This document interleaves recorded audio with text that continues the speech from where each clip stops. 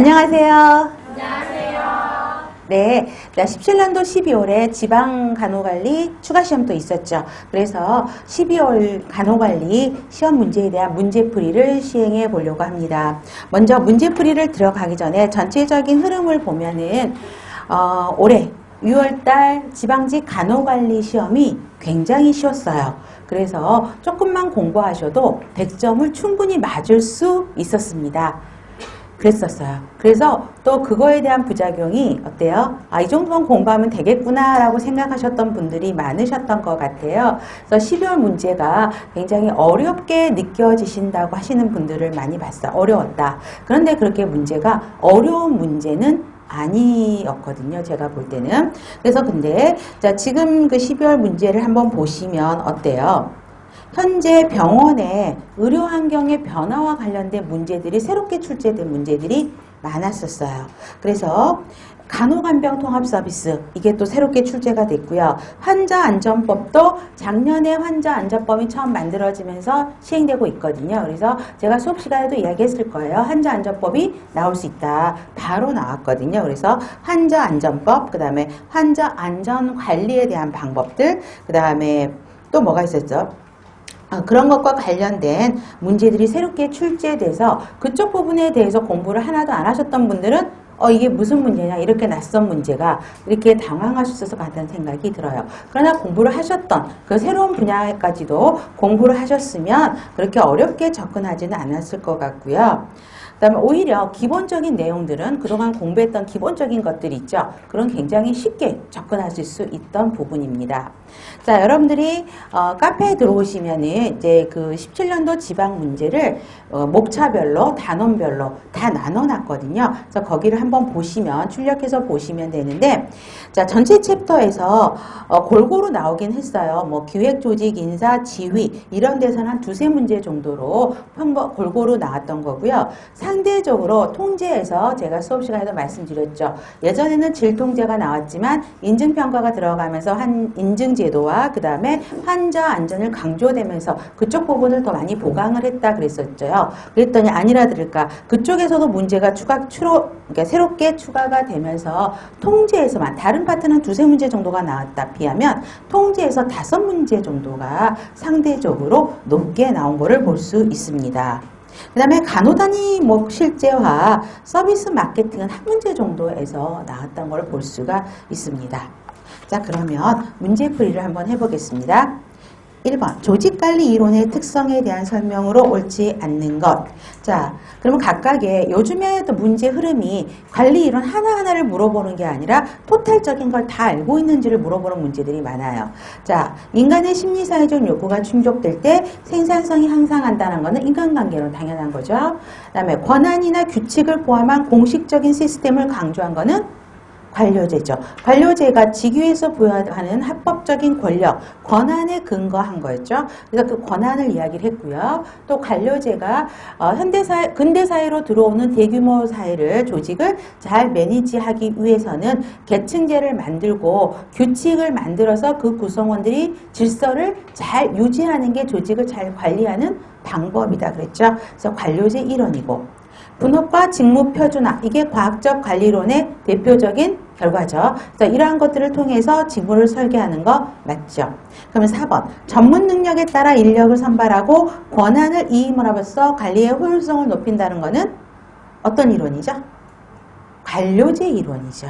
그래서 보시면 돼. 여기서 관료제 특성 중에서도 전문 인력을 선발하는 거고, 그 다음에 그 사람이 가지고 있는 능력에 따라 승진? 시키고 또 권한임을 해서 업무를 효율화하려고 노력을 한 것입니다.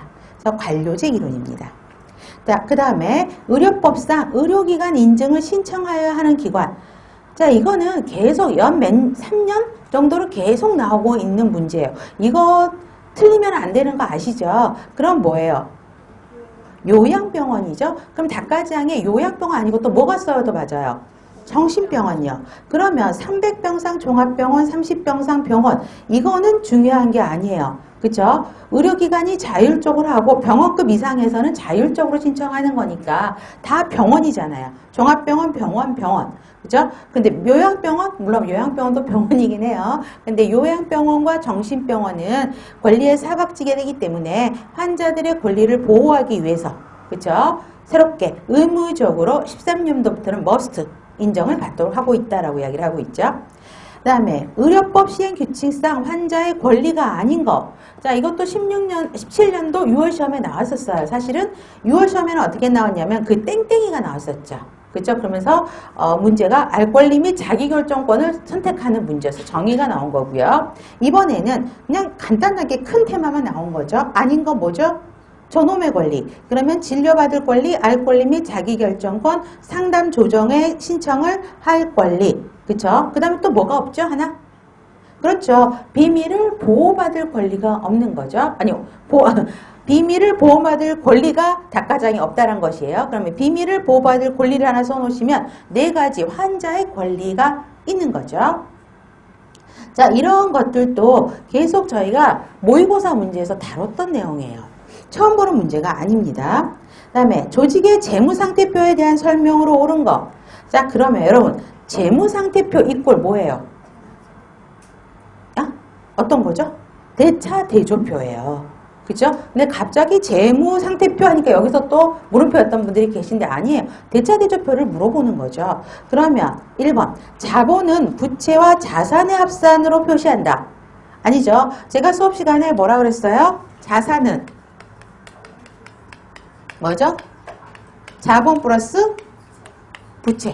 그래서 우리가 수업 시간에 웃으면서 자산가에 속지 말자 이야기했었죠. 자, 이거만 나온 거잖아요. 그래서 자산은 부채 플러스 자본. 그러니까 틀린 거고요.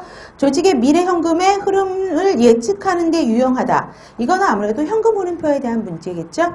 일정 기간 동안의 경영 성과를 비용과 수익으로 나타낸다. 여기서 핵심 단어는 경영 성과요. 그러면 경영 성과 그럼 바로 뭐가 연결이 돼야 된다 그랬었죠? 손익계산서요. 그쵸? 그 다음에 재무구조의 건전성을 다루는 것이죠. 그쵸? 건전성을 보여주는 거죠. 그래서 답은 4번입니다. 그 다음에 환자안전법 시행규칙상 환자안전 전담 인력의 자격 기준으로 옳지 않는 것. 자, 의료법에 따른 전문의 자격이 있는 사람 맞고요.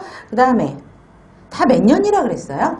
5년. 그러니까 2번이 틀렸죠. 우리 이거 전 시간에 했었지 않아요? 그래서 제가 뭐라 그랬어요? 반드시 나올 것 같은데, 그쵸? 출제하시는 교수님의 성향에 따라 안 나올 수도 있는데, 안 나온다 공부 안 할 수는 없다. 반드시 외우자라고. 요거는 외우고 가라 그랬더니 나왔죠. 바로 나왔죠. 그래서 보시면 되고, 물론 그 전부터 환자안전법이 작년에 만들어졌죠. 그러면서 계속 강의를 했던 내용입니다. 참고 보시면 되겠고요. 그 다음에 자료 분석 도구요. 생산 서비스 과정이나 절차의 실제 상황을 순서대로 이해하기 쉽게 도식화하고 서비스 과정에서 문제 원인이 어디에 있는지 파악하고 중복되거나 불필요한 업무의 구체적인 단계를 확인할 수 있는 거 뭐죠? 흐름도죠. 실제 상황, 다른 거 볼 필요 없게 실제 상황을 순서대로 이해하기 쉽게 도식해 놓은 거. 이게 플로우 차트잖아요. 답은 4번입니다. 그 다음에 의료의 질관리를 구성하는 요소에 대한 설명으로 옳지 않는 것. 그러면 답은 4번이죠. 시간이나 거리 등의 요인에 의해서 의료 서비스 비용의 제한을 받는 정도. 이건 기본서에 있는 말 그대로 나왔죠. 뭐죠 이거? 접근성이죠. 자, 그 다음에 8번 동기부여 이론에 따른 관리 전략의 설명으로 옳은 것. 전체적인 관리 전략을 물어보는 거죠. 동기위생 요인. 자, 위생이론. 그럼 허즈버그는 동기위생이론에서 어떤 게 동기부여를 시킨다 그랬었죠? 동기요인이 동기부여를 시킨다 그랬어요. 그런데 정책, 복리후생제도 작업조건을 개선함으로써 구성원의 동기를 부여한다. 이 세 가지 정책, 복리후생제도, 작업조건은 어떤 요인이에요? 위생요인이에요. 그래서 위생요인을 개선해서 구성원의 동기를 부여한다. 그러니까 틀린 것이 되는 것입니다. 그 다음에 기대이론, 구성원이 기대하는 명확하고 구체적인 목표를 설정하게 하고 직무 수행에 따라 즉각적으로 피드백을 제공한다. 자, 닭가지 문항에서 보면 핵심 단어가 뭐예요? 목표요. 목표인데 어떤 목표? 구체적이고 명확한 목표를 만들고 그 목표를 설정하는 과정에서 뭐죠? 동기부여가 된다라는 거였었죠. 그러면 기대 이론이 아니고 뭐죠? 목표 설정 이론에 대한 것이죠. 구성원들이 공정하다고 인식할 수 있는 직무수행 평가 과정과 또 그에 따른 보상 체계를 마련한다. 뭐죠? 공정성 이론이죠. 그래서 공정성 이론은 구성원들이 나와 나의 투입과 산출을 타인의 투입과 산출을 비교해서 하는 상대적인 개념이다. 이런 말도 있었고 또 뭐였어요?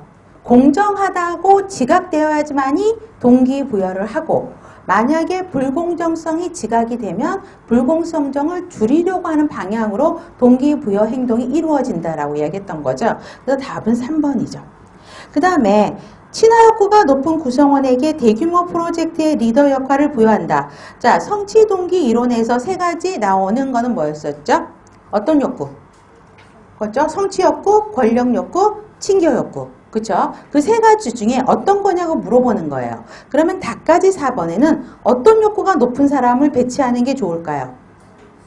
무슨 욕구? 대규모 프로젝트의 리더 역할이요.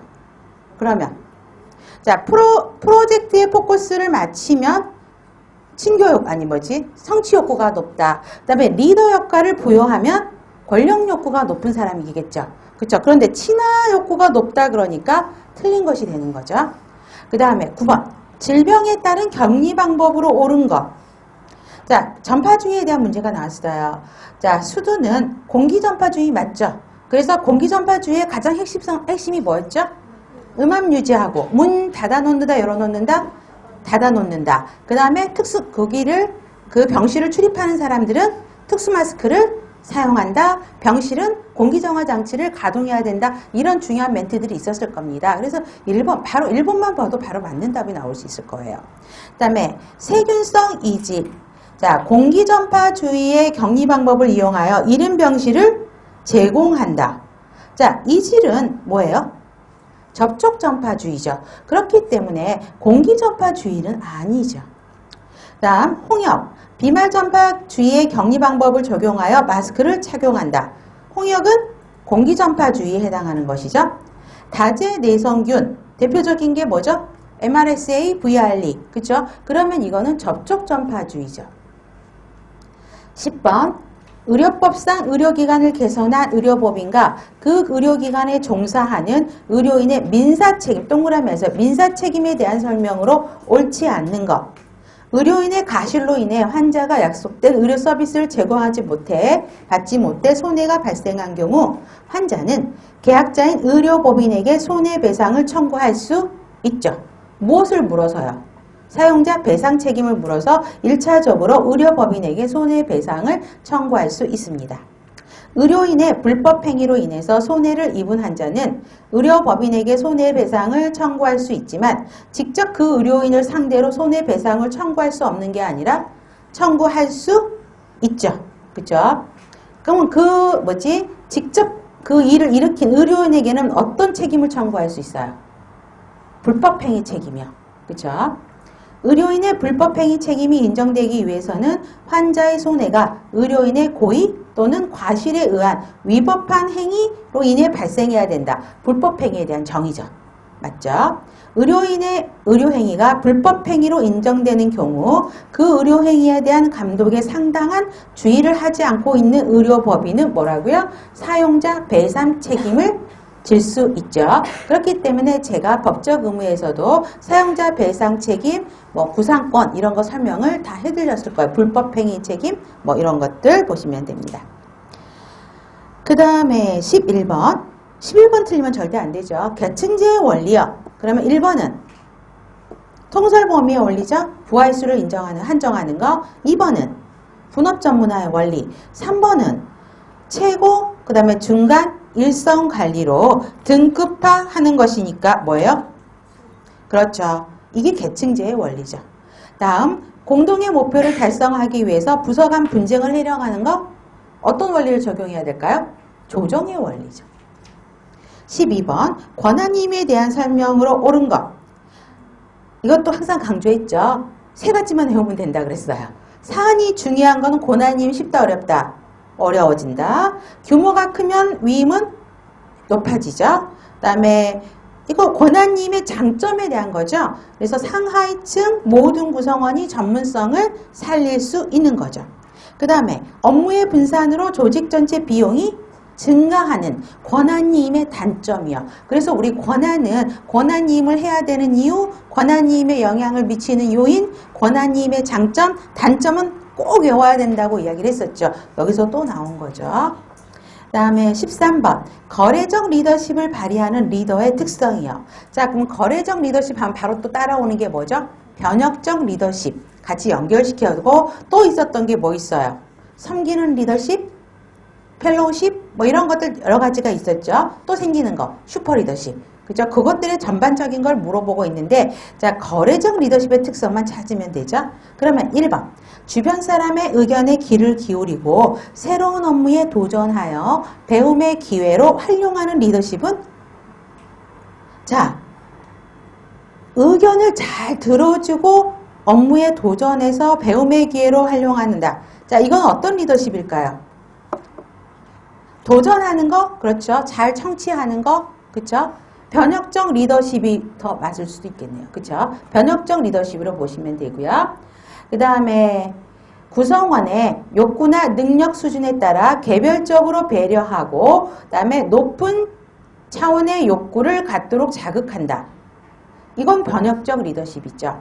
자, 그럼 1번도 보세요. 주변 사람의 의견을 잘 기울인다라는 건 또 뭘까요? 이 말만 갖고 보면 경청하는 거죠. 그렇죠? 그럼 섬기는 리더십의 문장으로도 볼 수 있어요. 그렇죠? 그래서 여기서 뭐 지금처럼 변혁적 리더십도 될 수도 도전해가지고 할 수 있는 것도 있는데 또 섬기는 리더십을 해도 크게 문제는 차이는 없을 것 같아요. 2번은 확실하게 변혁적 리더십. 3번 목표를 달성하면 원하는 보상을 얻는다는 확인을 갖게 함으로써 동기를 부여한다. 거래를 통해서 안정적인 교환적 리더십. 그렇죠? 3번이 맞는 거죠. 그 다음에 구성원에게 자율과 책임을 부여하여 스스로 책임지고 행동하게 하는 리더십. 이건 무슨 리더십? 슈퍼 리더십이죠. 슈퍼 리더십은 구성원들이 스스로 성장할 수 있도록 도와주는 역할을 하는 게 슈퍼 리더십이죠. 14번 간호 서비스의 특성이요. 그러면 1, 2, 3, 4가 뭐예요? 간호 서비스, 의료 서비스의 특성이 4가지죠. 그 4가지 특성에 땡땡이 정의가 나온 것이죠. 간호의 성과 수준이 환자마다 일정하지 않을 가능성이 높아요. 그래서 표준간호 실무 지침을 만들려고요. 간호사 역량 강화 프로그램을 운영한다는 거기 때문에 답은 바로 어떻게 연결돼요? 이질성, 가변성의 특성이죠. 2번입니다. 자, 15번 간호간병 통합 서비스에 대한 설명으로 옳지 않는 것. 자, 간호간병 통합 서비스는 한 번도 안 나왔던 문제죠. 그래서 그랬긴 해서 여러분들이 처음 좀 당황했을 수 있는데 지금 여러분 수업 듣고 계셨던 분들은 이거 제가 유인물로 드렸었죠. 그래서 간호간병 서비스가 이제 전체 병원으로 다 번지고 퍼져가고 있는 상황에서 유인물로 드리면서 추가로 이게 더 나올 수 있으니까 그러면 파악해야 된다라고 이야기를 하면서 수업 시간에 강의 유인물로 드렸던 내용이에요. 자, 그러면 일정 기준 조건을 갖춘 입원병동 단위로 운영을 하죠. 그래서 전체 병원이 다 간호간병 통합 서비스가 아니라 전체 병원의 병실 중에서 일부 특정 부분만 골라서 기준 조건을 갖추면 하는 거죠. 그래서 입원병동 단위로 운영하고 있다 맞고요. 그 다음에 2번이요. 자, 2번을 보시면 의료관리료와 간호관리료를 합한 금액이다. 자, 그러시기에 보시면 볼펜 하나만 주시겠어요? 됐어요. 자, 의학관리료와 간호관리료를 합한 금액이다. 이게 틀린 거죠. 자, 그러면 옆에 하나만 써놓으세요. 간호간병 통합 서비스의 입원료는요, 입원관리료예요. 의학관리료도 아니고 간호관리료도 아니고 입원관리료. 그 다음에 간호간병료 산정이요. 그래서 입원관리료와 간호간병료 산정을 합한 거를 병동 입원료로 결정을 하고 있습니다. 다음 중증도와 환자 필요도를 측정하여 국민건강보험공단에 제출하는 것이고요. 간호사의 지도 감독 하에 간호조무사가 환자의 기본적인 일상생활을 보조할 수 있습니다. 그래서 이 내용 지금 1, 2, 3, 4가 다 여러분들 유인물에 있었던 내용이에요. 그죠? 보시면 되겠고, 그 다음에 간호간병통합 서비스에 간호사도 있고 조무사도 있고 재활 지원 인력도 있었고 간병 지원 인력도 있었죠. 그래서 그 사람들이 어떤 일을 하느냐 땡땡이로 적어드렸던 거 기억이 나실 겁니다. 그래서 간호조무사가 자 요거 요대로 문장이 그대로 나왔어요. 여러분들 유인물에 보시면 됩니다. 그 다음에 16번 환자 안전관리를 위한 접근법. 이것도 이제 처음 나오기는 했어요. 근데 여러분들 계속 강조했던 내용이죠. 자, 업무 수행 과정을 어떻게 하라고요? 단순화하고 표준화해야지만이 더 쉽다 그랬었죠. 복잡하게 하면 더 안 된다 그랬어요. 맞고요. 다음에 근접 오류에 대해서는 강제적 보고 체계를 원칙으로 한다. 근접 오류는 오류가 난 게 아니죠. 그렇기 때문에 강제적 보고 체계가 아니라 자율적 보고라고 이야기했고요. 그러면 강제적 보고 체계를 원칙으로 하는 거는 뭐에 대해서만 강제적으로 의무적으로 하게 돼 있죠? 그렇죠. 적신호 사건에 대해서는 강제적인 보고 체계를 원칙으로 한다라고 했습니다. 3번 표준화된 공통 언어 사용해라 이 말은 아실 거고요. 또 개방적인 의사소통을 해서 팀워크를 향상시켜라. 팀워크가 좋아야지만이 환자 안전관리 사고가 나타나지 않죠. 그래서 팀워크를 향상시킨다? 맞습니다. 의료인의 개개인의 초점을 두기보다는 그래서 그 의료사고를 내는 사람은 실수할 수 있는데 그 사람에게 책임을 물을 것이 아니라 그 사고를 낼 수밖에 없는 어떤 시스템에 문제가 있는 건 아니냐 그쪽으로 접근을 해야 된다라고 그랬었죠. 그래서 오류를 발견하고 예방할 수 있는 시스템을 만들어라. 그래서 항상 나오는 공통적인 단어가 뭐였을까요? 시스템적인 접근법이 필요하다. 그죠? 그 말을 강조했습니다. 그래서 2번입니다. 17번 CP를 적용한 입원 환자 사례관리법에 대한 설명으로 옳지 않는 것. 자, 그러면 1번은 일단 넘어가요. 의료 서비스의 지속성을 향상시킨다. 사례관리법의 장점이었죠. 그 다음에 진료의 자율성은 증가시키는 게 아니라 그러니까 CP가 진료의 표준화죠. 그쵸? 그래서 그런 진료 과정의 표준화로 인해서 지금처럼 닭가지항에 있는 것처럼 진료의 자율권을 침해할 수 있다? 이건 강조해서 외웠을 거예요. 그쵸? 그 다음에 다학제적인 전문 분야의 협력을 유도한다. 그렇죠? 그래서 CP, 그 다음에 특히 사례관리법, 그럼 다학제적인 전문사들이 모여서 만든 것이죠. 그래서 답은 틀린 거는 3번, 금방 아실 수 있어요. 그쵸? 근데 딱 답까지 할 번에 1번 고위험 질병을 대상으로 한다. 여기서 순간 막히셨나 봐요. 그쵸? 자, 그러면 우리가 우리 사례관리법을 왜 한 거죠? 왜 어떤 목적으로 사례관리법이 시작이 된 거죠?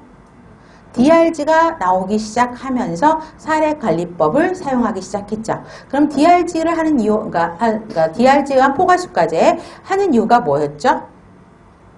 환자에게는 양질의 간호 서비스를, 의료 서비스를 제공하고 환자가 내는 돈은 적게 내라. 라는 경제적인 목적으로 그죠? 포괄수까지가 시행이 됐죠. 그러니까 대상은 고위험, 옆에 좀 쓰세요. 고위험, 고비용 질병을 대상으로 해야 되죠. 그죠? 그래서 자, 좀 불러드릴 겁니다. 쓰세요. 고비용 쓰시고요. 다빈도 많이 발생하는 거. 고위험 세 가지 쓰셨죠? 고비용, 다빈도, 고위험 진료 결과가 예측 가능한 질환이요. 또 진료 과정상의 변이가 적은 것. 진료 과정상의 변이가 적은 거를 CP를 이용했었죠. 그래서 CP가 주로 단순한 외과적인 수술에 들어가는 것이고 내과 병동에서는 CP를 쓸 수가 없다라는 이야기 했을 겁니다. 그래서 진료 과정상의 변이가 적은 것, 또 재원 일수를 단축하고 싶거나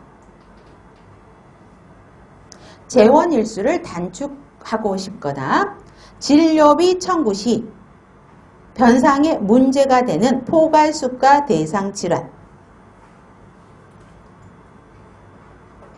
또 의료의 모든 프로세스에 대해 의료의 모든 프로세스에 대해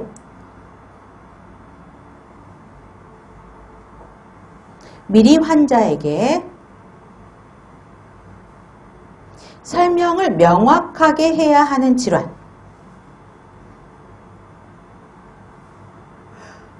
의료의 모든 프로세스에 대해 미리 환자에게 설명을 명확하게 하는 질환 등을 고려해서 선정 기준을 정하는 것입니다. 그래서 그 중에 제일 앞에 게 나왔죠. 고위험, 그다음에 고비용 질병을 대상으로 한다. 근데 이 1번을 모르셨어도 3번을 보면 1번은 물음표라고 넘어가도 3번을 보면 이건 확실하게 틀린 거잖아요. 근데 여러분들이 이제 시험 볼 때 어떤 마음이냐면 시간이 없죠. 문제는 빨리 풀어야 돼요. 그러니까는 여기서 막 스킵 하면서 갑자기 낯선 문장이 나오면 순간 당황하시는 거예요.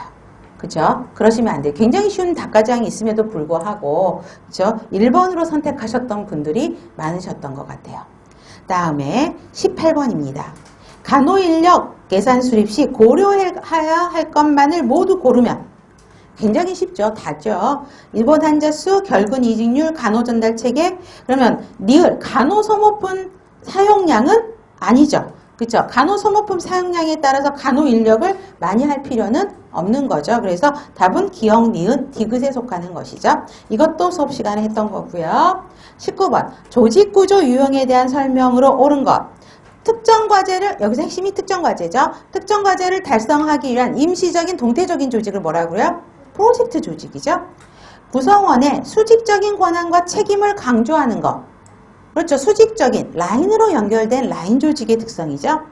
구성원 간의 이계가 없는 자율적인 조직. 수평적인 조직. 그러면 이건 무슨 조직일까요? 무슨 조직?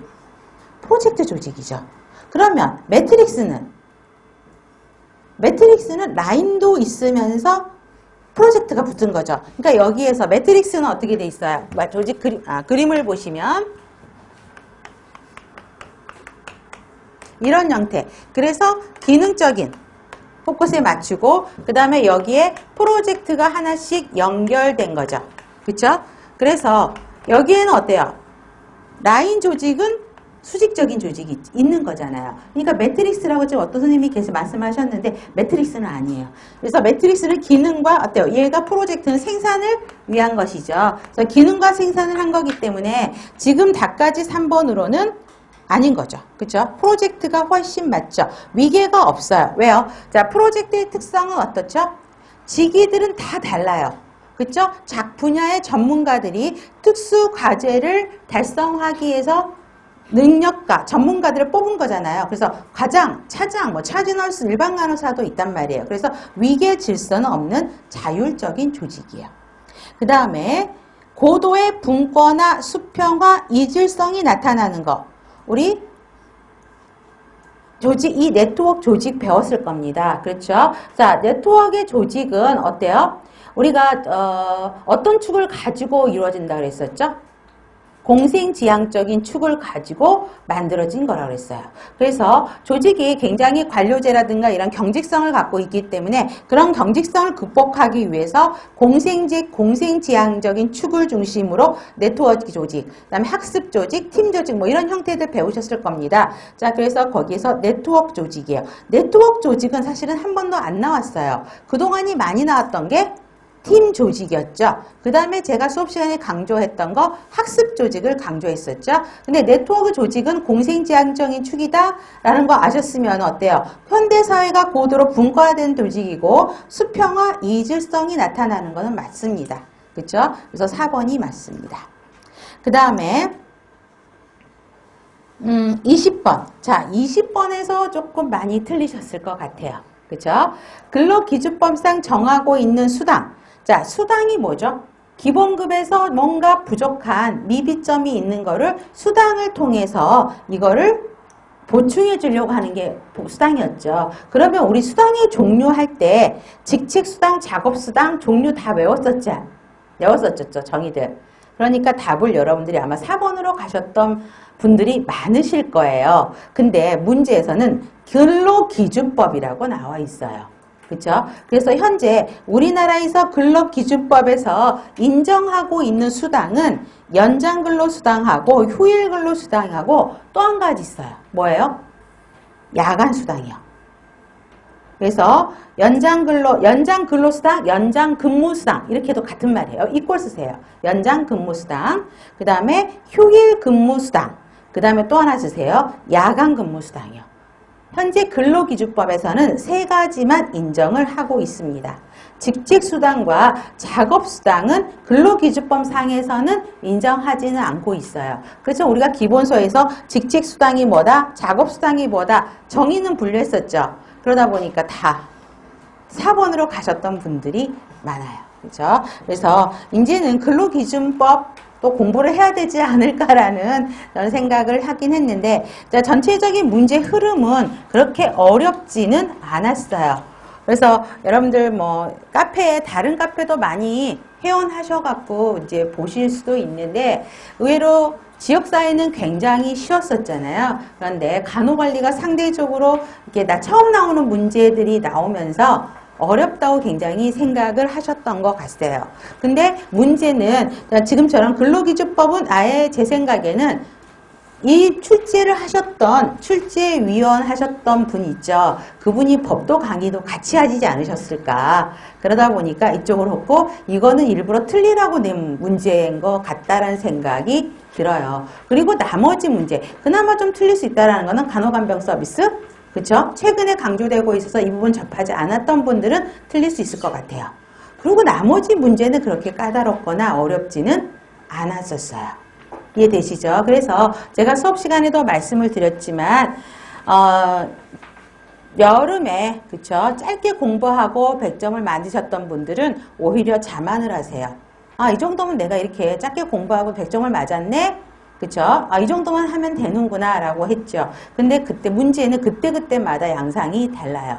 그래서 지금은 간호관리가 지역사회보다 조금 어렵다는 느낌이 있었을 것이고요. 상대적으로 6월 달에는 간호관리는 굉장히 쉬웠고요.